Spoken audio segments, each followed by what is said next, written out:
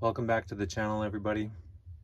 Today we're going to be looking at the latest addition to my fixed blade collection, and that is the Bark River V44 Bowie.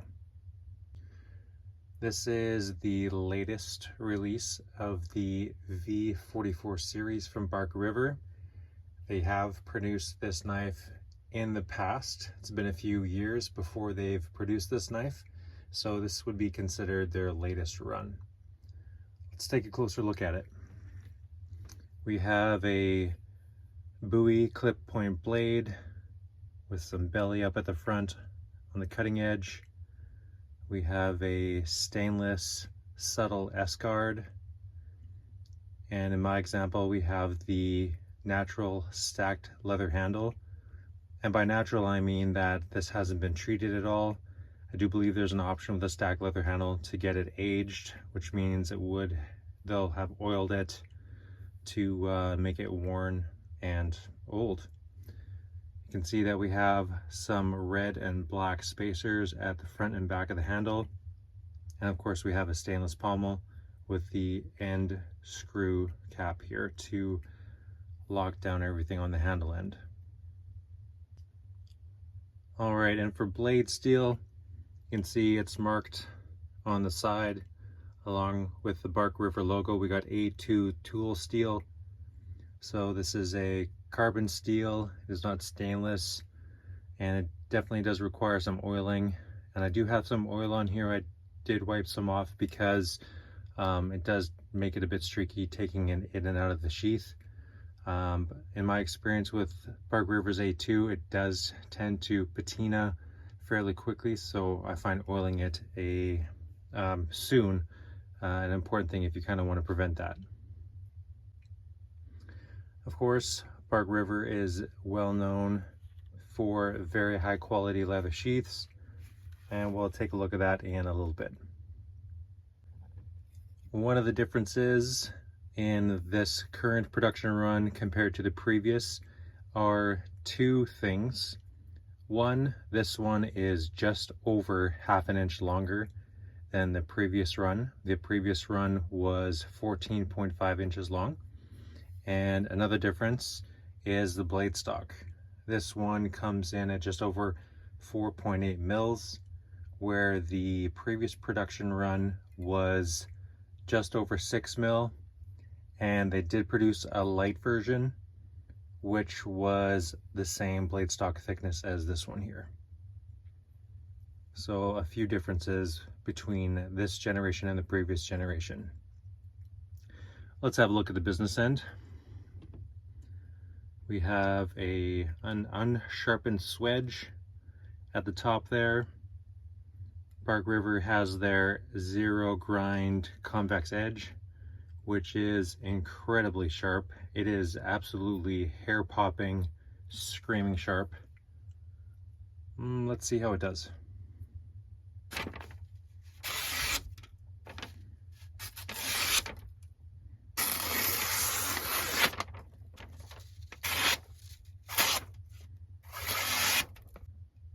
All right, well, that was not the greatest example. As you'll hear from most people, it's very challenging to try and cut around the camera, but it does slice exceptionally well, and it is a scary sharp edge. So you can see on the cutting edge here that we have a subtle continuous belly from the ricasso out to the tip. So there's a subtle curve that starts from one end to end.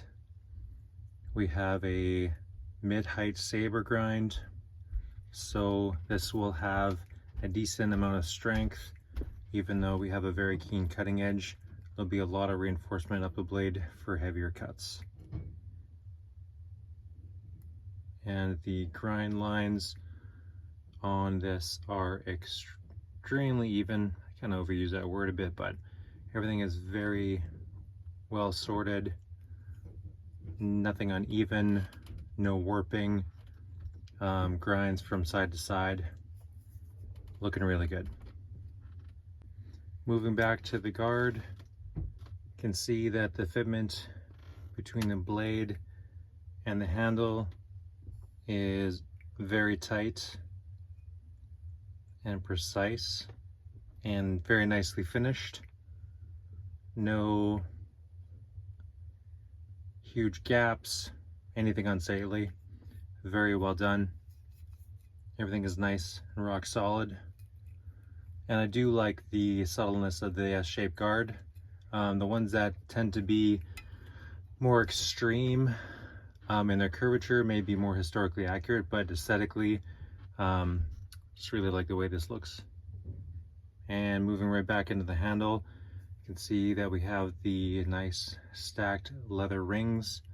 There's a bit of a rough finish to it. You can kind of see not everything is perfectly polished, which I like. Gives the blade, pardon me, the handle extra bit of traction and grabs you back a little bit because the leather is a little bit rough. So you can easily sand that down further to give it more of a polish, or when you oil it, it will smooth things out a little bit, which I intend to do just to help protect the health of the leather over the life of the blade. The shape of the handle is very ergonomic. Obviously it's got that broomstick look shape to it. We have a decent amount of height in the handle this way and a little bit of a swell or good width from side to side from the top, so it does fill your hand very nicely. I have large size hands, wear large size gloves, and I find this exceptionally comfortable to hold on to. All right, let's have a look at the pommel end. Again, you can see that the fitment to the spacers and the stack leather is just perfect. We do have a screw cap on the end here to help cinch everything together, along with some adhesive, I quite imagine, to help keep everything secure under load. And then of course we got a lanyard hole in the back there as well. And I mean, I kind of would have preferred that the furniture on this knife have the brass guard and the brass pommel, but I do think that the stainless hardware is gonna wear over time a little bit better, maybe be more resistant to any dings or scuffs if you're gonna put this baby to use. So I like the look of brass better, but this shiny stainless hardware looks excellent as well. All right, let's take a look at the leather sheath that this comes with. You can see that we have a frog style sheath, which means that the main portion of the sheath can come free. You can store the blade this way in the sheath. You can run this through your belt and have this catch on your belt if you don't want to use the frog portion of it. And of course the thickness of the leather is super high quality. Thick stitching all the way around, thick leather, no drain hole. So keep your blade dry before you put it in there. But overall, very sturdy, a nice low belt carry. Again, one of my favorite things in any kind of sheath. It rides low on your hip. And then of course you can see this string, this leather string that comes through here. This is to wrap around the handle of the knife to help secure it in if you're riding across the prairie on your horse. And very, very smooth fit right out of the box. Goes in and out of the leather sheath so nicely. Just the perfect amount of tension. Absolutely cannot shake this out at all. And again, you have that extra strap on there if you want to help tie it down around the neck here. But I mean, wow, the fitment's really great. Pretty impressive. All right, let's run through a couple of comparisons. The first one I would like to compare this to is against the Condor Hudson Bay. Very similar vibes as far as being a frontier knife, and decent belly up at the front, clip same as the Bark River. Kind of gives me the same vibes, and I like that. All right, and the last knife I'll compare this up against is the Work Tough Gear Mountain Lion. Just another thick, heavy-duty fixed blade. Obviously smaller in length, shorter in length than the Bark River, but very tough nonetheless. Overall conclusions with this knife. Well, first of all, I've only had it for a couple of weeks. Haven't had a chance to use it, but out of the box, I'd have to say that this thing kind of kicks some ass. It looks amazing. The fit and finish is excellent. Ergonomics are amazing.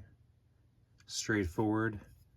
And there's no doubt that the geometry with the thinner blade stock, especially compared to the original, and Bark River's convex edge and how slicey this thing is that it is, I'd expect it to be a very high performing knife. And I do expect it also to be able to hit pretty hard, take a beating, and keep coming back for more. So really impressed with it. Love how it looks, and pretty excited to be able to add it to my collection, and looking forward to giving it some use this summer. So that's it for now, guys. Hope you enjoyed this look at the Bark River V44 Bowie, and we will see you in the next video.